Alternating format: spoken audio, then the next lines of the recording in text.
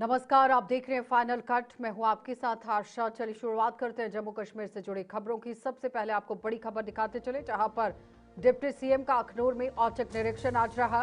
ये बड़ी अपडेट। कई विभागों के कर्मचारियों को आज आप देखिए गैर हाजिर पाया गया है और लापरवाही पर सख्त कार्रवाई के निर्देश दे दिए गए हैं। गैर हाजिर कर्मचारियों की यहाँ विभागीय जांच होगी, ये बड़ी बात कही गई। बताते चले कि डिप्टी सीएम सुरेंद्र चौधरी ने आज अखनूर का औचक दौरा किया और विभिन्न सरकारी दफ्तरों की कार्यप्रणाली का निरीक्षण किया। इस दौरान तहसील कार्यालय पर पीडब्ल्यूडी सहित कई विभागों के अधिकारी और कर्मचारी ड्यूटी से गैर हाजिर पाए गए और इस पर डिप्टी सीएम ने कड़ी नाराजगी जताते हुए जिम्मेदार अधिकारियों के खिलाफ तुरंत कार्रवाई के निर्देश दे दिए। निरीक्षण के दौरान उन्होंने लंबित फाइलों, जन शिकायतों और सेवा वितरण की स्थिति की समीक्षा की।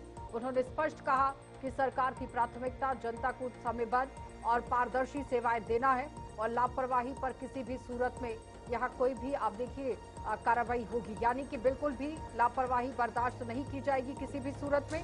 उन्होंने अधिकारियों को गैर हाजिर कर्मचारियों की रिपोर्ट तैयार कर विभागीय जांच शुरू करने के भी निर्देश जारी किए।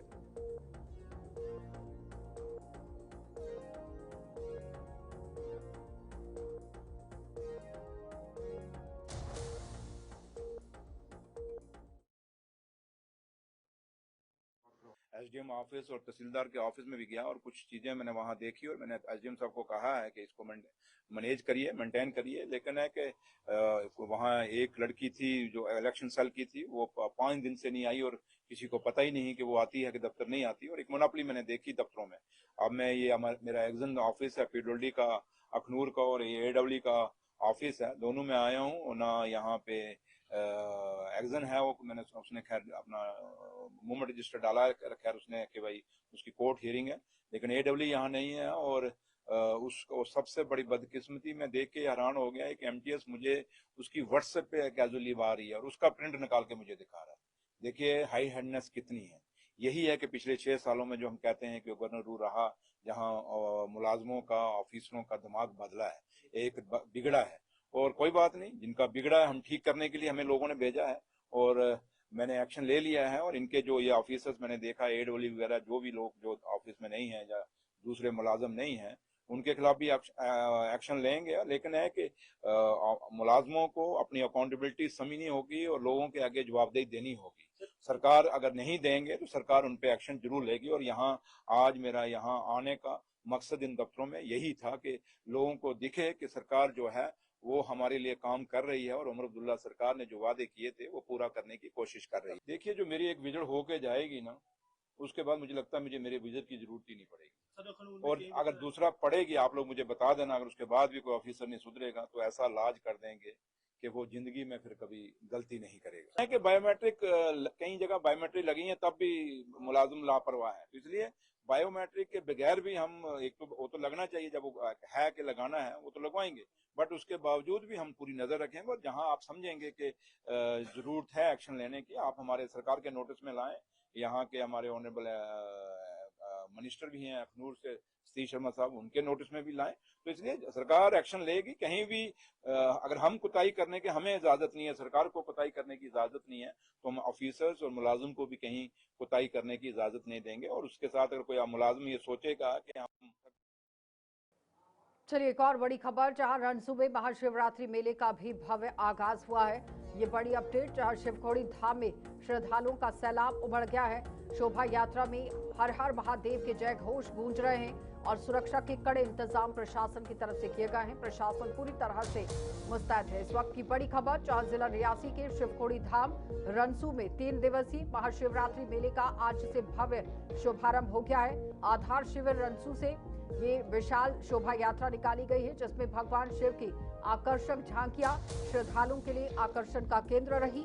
शोभा यात्रा यहां दर्शनी ड्योढ़ी तक पहुंचेगी, जहां विधिवत पूजा अर्चना के साथ मेले और यात्रा का औपचारिक उद्घाटन कर दिया गया है। इस अवसर पर गृह सचिव चंद्रेकर भारती, उपायुक्त रियासी निधि मलिक और विधायक कुलदीप राज दुबे सहित कई अधिकारी मौजूद रहे। हर हर महादेव के जय घोष से पूरा क्षेत्र भक्तिमय हो उठा है। रणसू में सुरक्षा के कड़े इंतजाम किए गए और पुलिस, सीआरपीएफ, सेना के जवान तैनात हैं। प्रशासन ने चिकित्सा, पेयजल, स्वच्छता और यातायात की विशेष व्यवस्थाएं सुनिश्चित की हैं।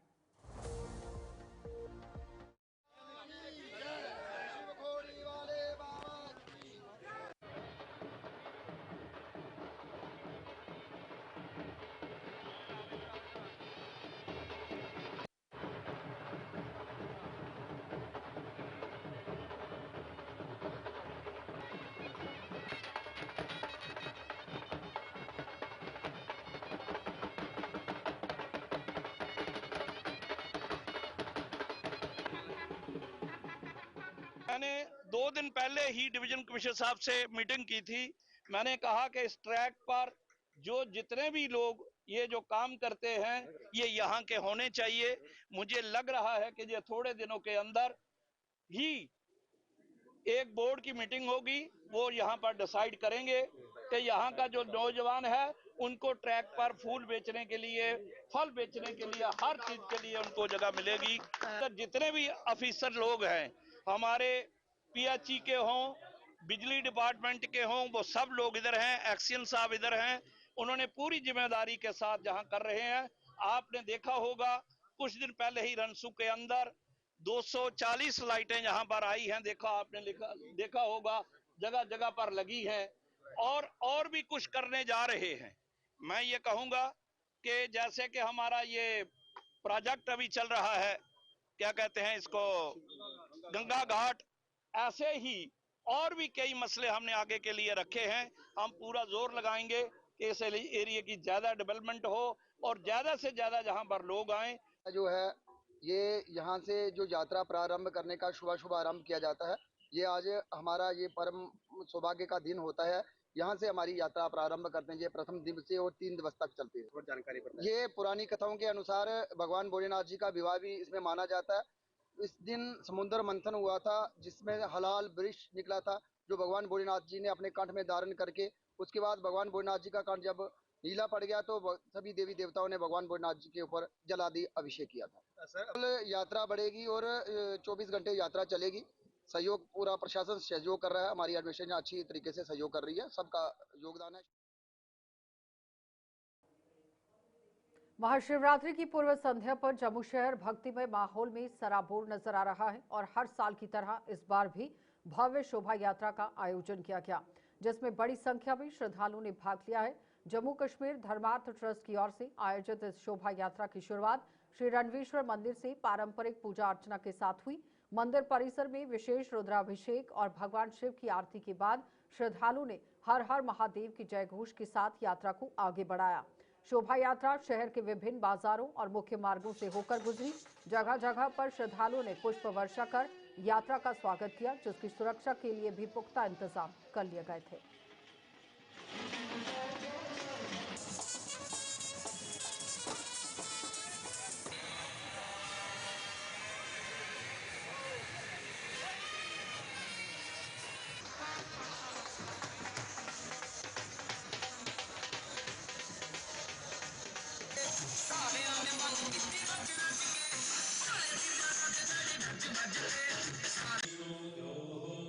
आप देखिए सारे अरेंजमेंट, एडमिनिस्ट्रेशन की पूरी सपोर्ट है, सारे अरेंजमेंट जहाँ इन प्लेस हैं इस वक्त।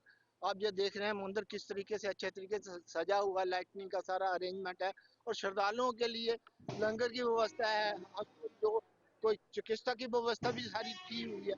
तो सारे अरेंजमेंट जो है धर्म ट्रस्ट ने अपने उस तरीके से लोगों के सहूलियत के लिए अपने इन प्लेस किए हुए हैं। शाम 9 बजे से ही पूजा के बाद के जो विजिट है उसी के तरीके से सब शुरू हो जाएगा मंदिर में। कल भी शाम को होगा, वो कल तो सारा दिन श्रद्धालु आएंगे, मत्था टेके और आशीर्वाद लेंगे।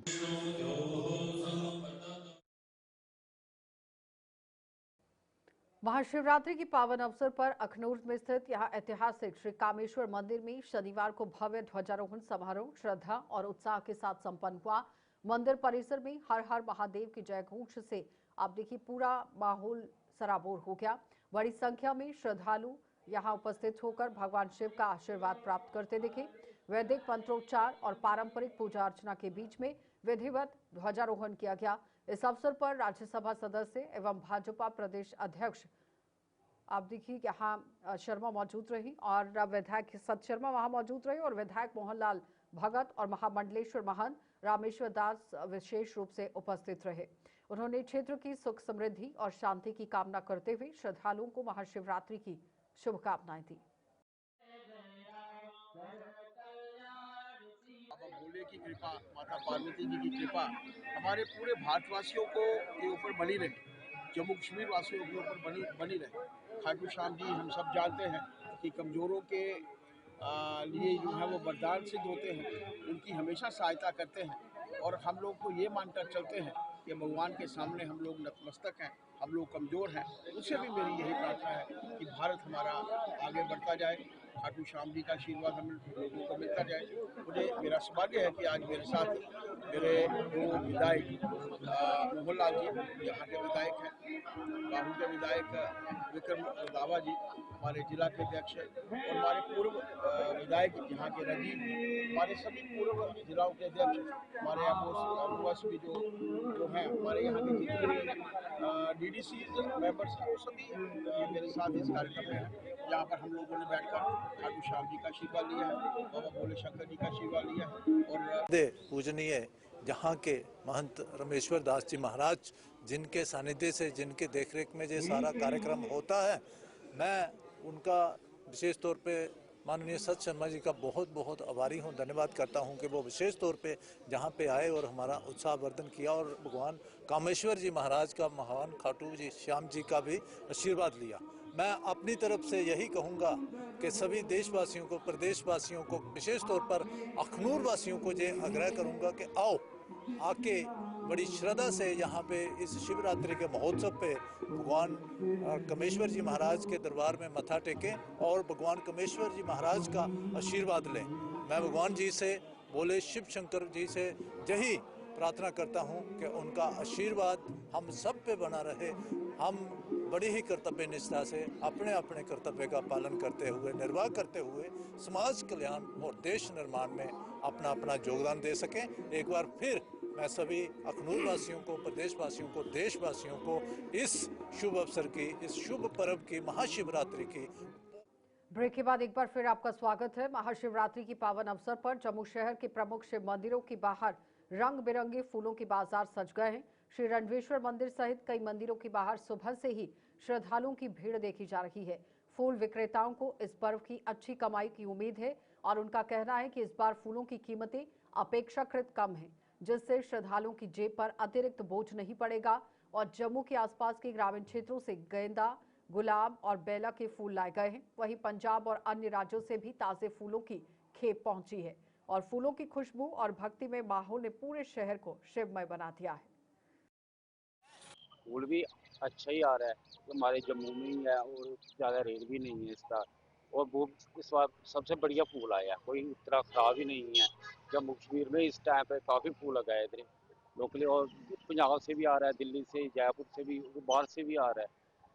लोकल खेती, हाँ, लोकल भी हमारा बहुत अच्छा फूल है इस बार। 150 रुपये किलो, 200 रुपये किलो ऐसे ही रेट चल रहा है। वो जो ज़्यादा बढ़िया फूल है वो 200 रुपये किलो, जो हमारा थोड़ा ठीक है फूल वो भी 150 रुपये किलो, 120 ऐसे ही चलता है। बेल पत्री होती है, गुल होती है, दूरा होता है, जैसे जो शिव जी का प्रसाद होता है, बंग मुंग सब कुछ आम ठीक है। इस बार पूजा हो रही है, शिव जी की पूजा हो रही है।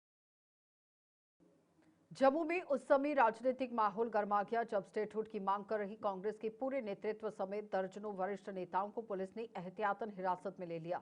ये सभी लोग बड़ी संख्या में एकत्रित होकर एलजी हाउस की ओर मार्च कर रहे थे और पुलिस ने उन्हें आगे बढ़ने से रोकते हुए गांधीनगर पुलिस लाइन में रोक लिया।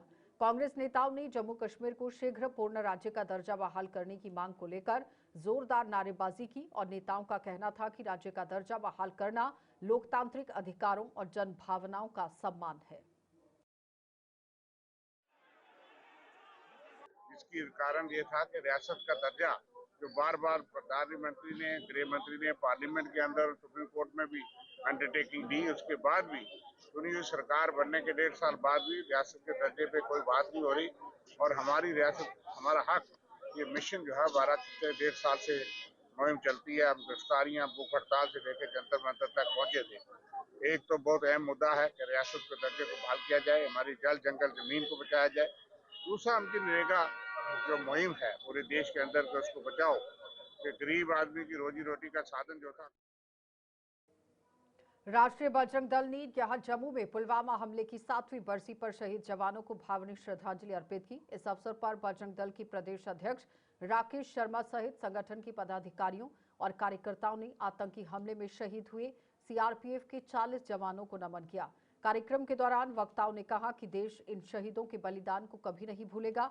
उन्होंने युवाओं से राष्ट्र की एकता और अखंडता को बनाए रखने का संकल्प लेने का भी आह्वान किया।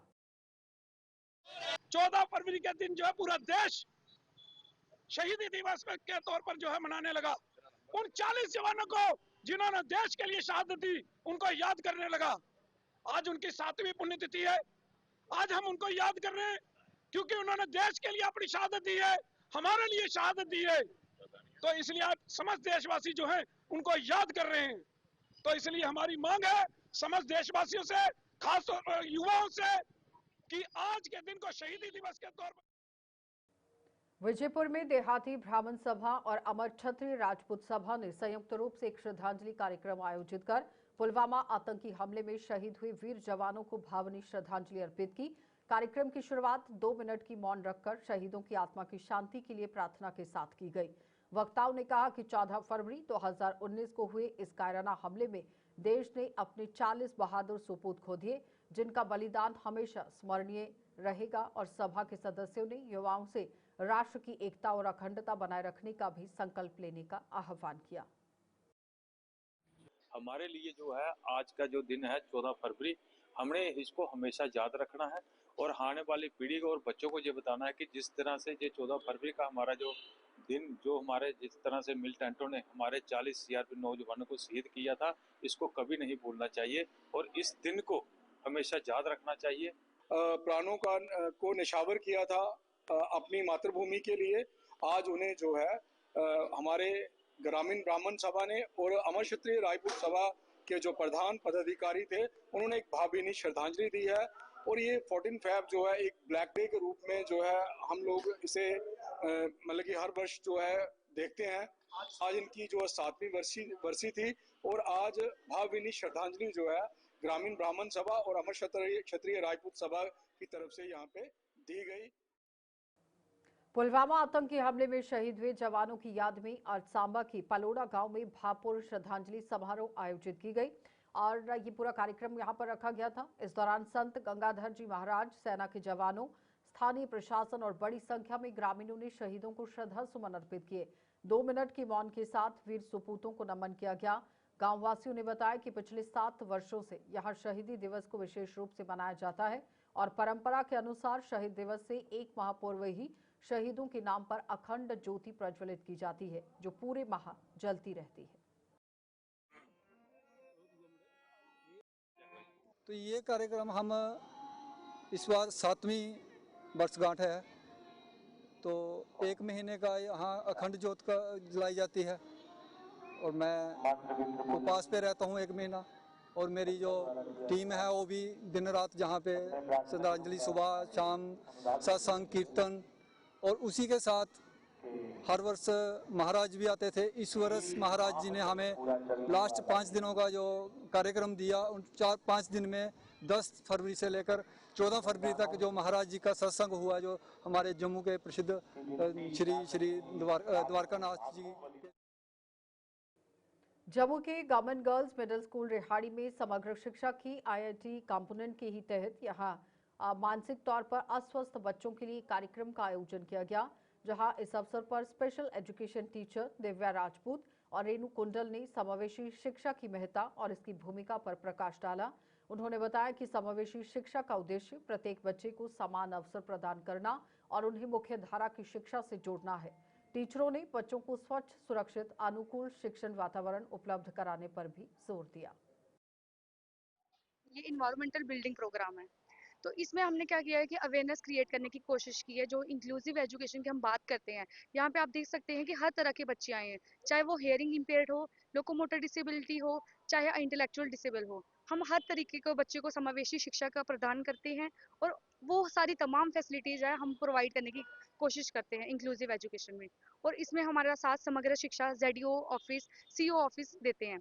इसमें हम क्या करते हैं कि हमारे डिफरेंट रिसोर्स रूम्स हैं डिफरेंट जगहों में। जैसे कि हम 9 SCTs जम्मू में अभी लगे हैं PM श्री स्कूल्स के अंडर। उससे पहले SSA रमसा के अंडर लगे थे 6 SCTs। वो अपनी सर्विसेज प्रोवाइड कर रहे हैं, जिसमें वो speech therapy, occupation therapy, physiotherapy provide करते हैं बच्चों को। तो आप सब देख सकते हैं कि यहाँ पे जैसे ये बच्चे हैं, ये वासुदेव सिंह है, इंटेलेक्चुअल डिसेबल है। इसका हमने UDID कार्ड बनवाया है, जिसको हम पहचान पत्र बोलते हैं बच्चे की। उससे क्या होता है, इन बच्चों की पेंशन फैसिलिटीज होती हैं, वो प्रोवाइड होती हैं। 1250 रुपीज़ पर मंथ इन बच्चों को मिलता है। और ये जो फैसिलिटी है, ये इन बच्चों के लिए इतनी महत्वपूर्ण है कि कल को वो जॉब करेंगे, उस इंडिपेंडेंट बनने के लिए उनकी एक सीढ़ी है। तो इसलिए मैं सबको यही बोलना चाहती हूँ कि जो भी चिल्ड्रन विद स्पेशल नीड्स हैं वो कृपया करके UDID। चलिए फाइनल कट में इतना ही, इजाजत दीजिए, नमस्कार।